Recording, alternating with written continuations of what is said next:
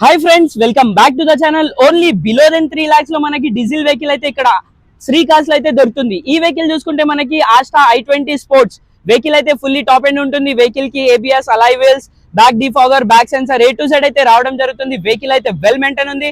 Vehicle కి ఎటువంటి damages, accident, flooded ఏవి లేవు.